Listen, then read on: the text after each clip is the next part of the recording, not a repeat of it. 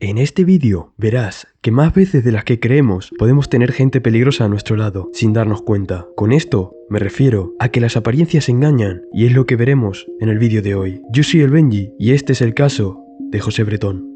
José Bretón Gómez nació en 1973 en la ciudad de Córdoba. En su juventud se unió al ejército y fue destinado a Bosnia, perteneciendo a la Brigada Mecanizada X. Esta brigada pertenece al Ejército Español de Tierra, con más de 35 años de experiencia en varios territorios internacionales.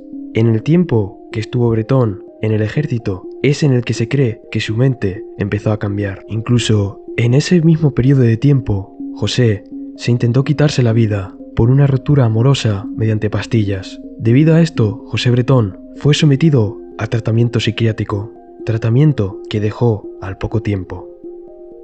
Después de esto, José Bretón quiso ser guardia civil, ya que al pertenecer al ejército tiene más facilidades para acceder que una persona normal, pero fue rechazado, ya que no cumplía la altura mínima para ser guardia civil.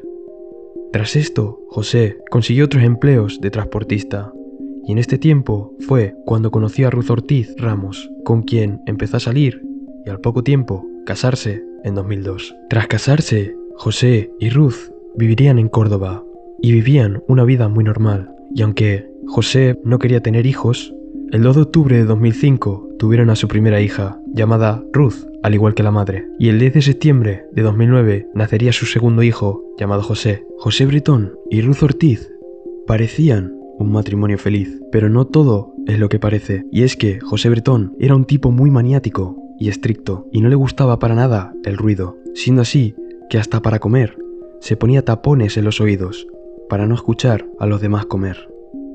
A su vez, José Bretón tenía un TOC, más conocido por trastorno obsesivo-compulsivo, por la limpieza, en el que todo debía estar limpio y desinfectado. Por esto mismo, la convivencia entre la familia se fue haciendo cada vez más difícil con el pasar del tiempo.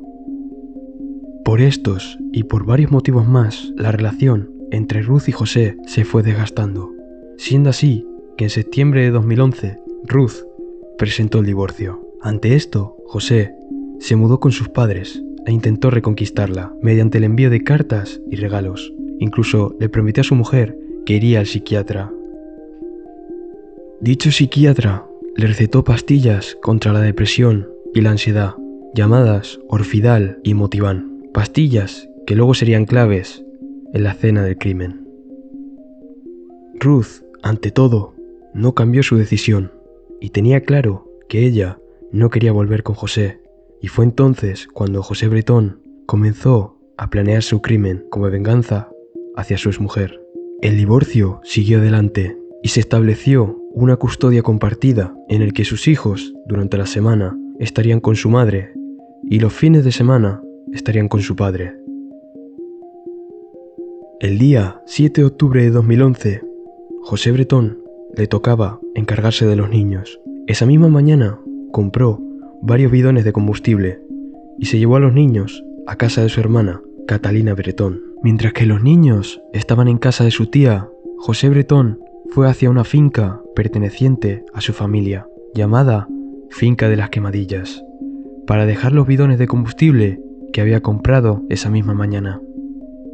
Tras dejar los bidones de combustible, José Bretón volvió para recoger a sus hijos y también para quedar con su familia, en que al día siguiente iban a ir todos juntos a pasar el día al parque La Ciudad de los Niños.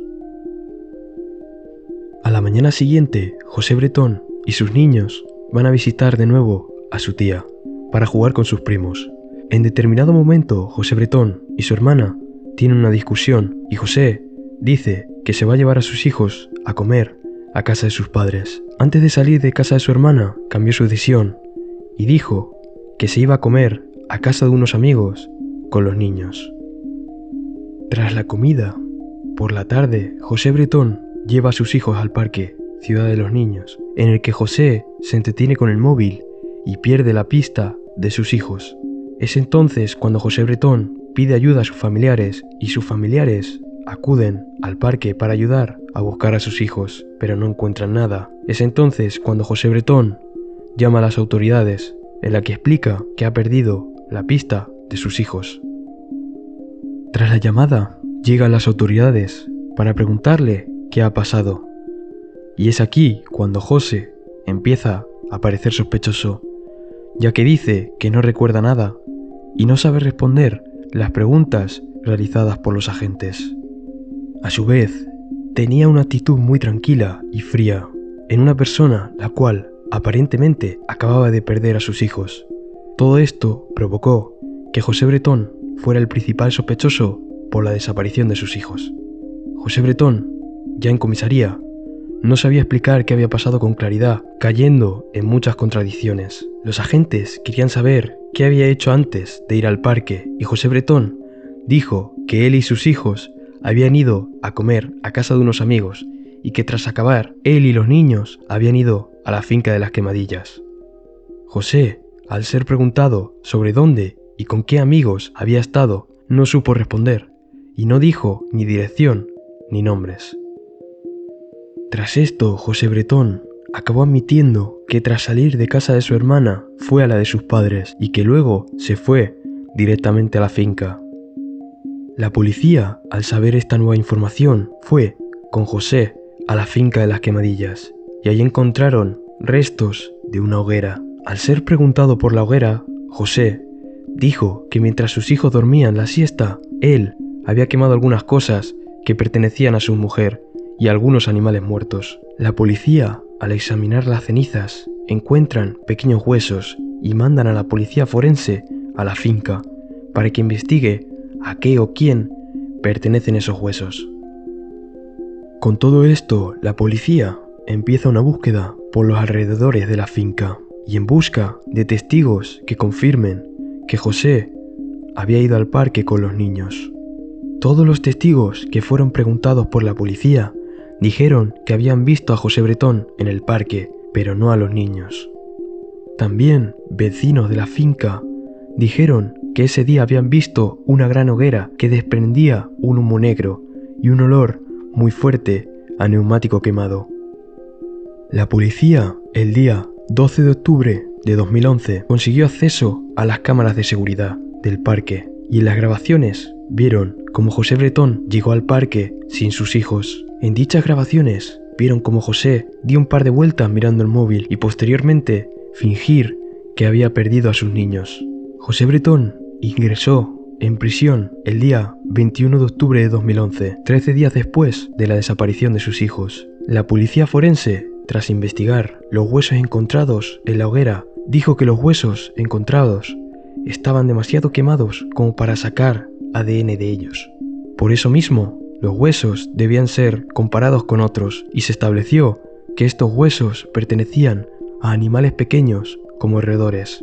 Así que esto fue un golpe duro para la investigación, ya que lo que parecía una prueba de restos humanos no fue así. Por lo tanto, la investigación volvía al punto de partida y la policía no sabía dónde buscar para encontrar a los niños.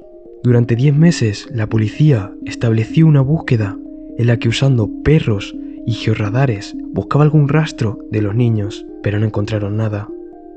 Fue entonces cuando apareció Francisco Echevarría Gabilondo, el cual era un especialista en varios campos de medicina forense.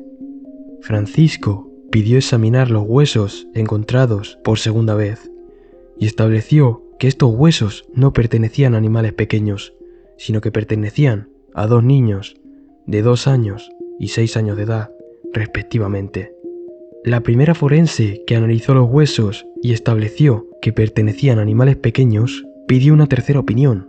Fue entonces cuando José María Bermúdez, también forense, analizó los huesos por tercera vez, confirmando que los restos eran efectivamente restos humanos de 2 niños.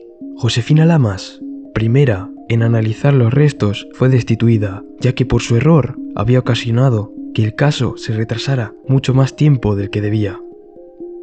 El juicio contra José Bretón comenzó el 17 de junio de 2013. José, durante el juicio, declaró que quería con locura a sus hijos y que él era inocente. Sin embargo, las pruebas eran contundentes y se estableció una versión de los hechos.